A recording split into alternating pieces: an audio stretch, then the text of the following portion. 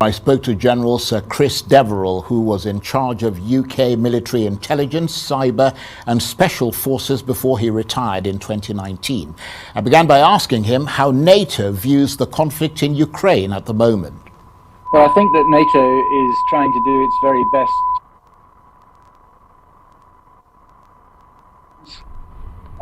And they will obviously also have a pretty good feel for what's happening in the country. They've got lots of intelligence sources.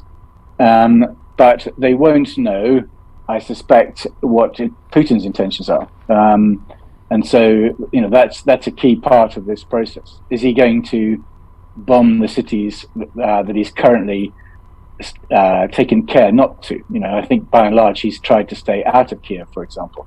But at the moment he's making no progress around it. And so he may need to attack it and starve the local population and bomb them. And we don't know whether he intends to do that or not.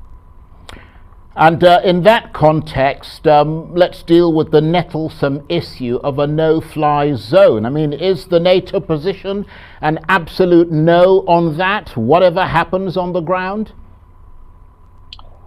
It seems to be so at the moment. But of course, things can change in war. From my perspective, it's actually not all that sensible to declare in advance all the things you're not going to do, to take military options off the table. But I can understand why politicians have felt the need to do that. But I don't think that Putin could be totally confident that under no circumstances he could do absolutely anything and avoid NATO action. So, for example, if he uses chemical weapons, I think he will have to think very hard about doing that, because that might spur NATO into military action. What of the suggestion, General, from a group of US foreign policy experts for what they call a limited no-fly zone in Ukraine, specifically to protect the humanitarian corridors? Is that an option?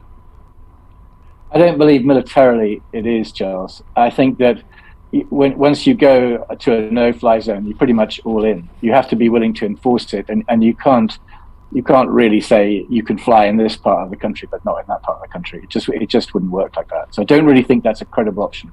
If we're going to do a no-fly zone, we have to be willing to do it over the whole of Ukraine, and we'd have to take a view about air defense assets in Belarus and Russia as well. So it's a very major undertaking. And General, without making you speculate about all the different hypothetical possibilities, but if Russia were to use chemical or biological weapons, as some people are saying they might, is that still a moment when NATO says no to a no-fly zone? No, I don't think necessarily that at that point NATO would say no. I think Western leaders have been quite clear that the use of chemical weapons would have consequences.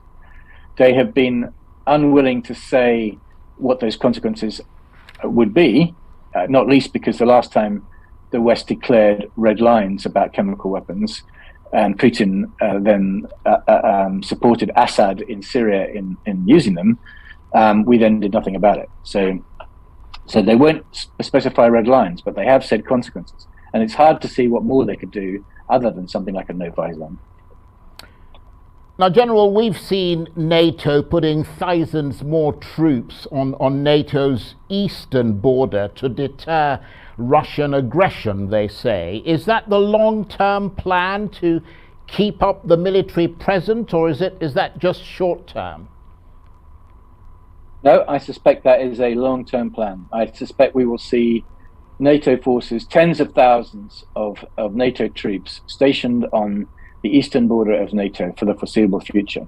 So in an extraordinary way, Putin has achieved the absolute opposite of what he desired.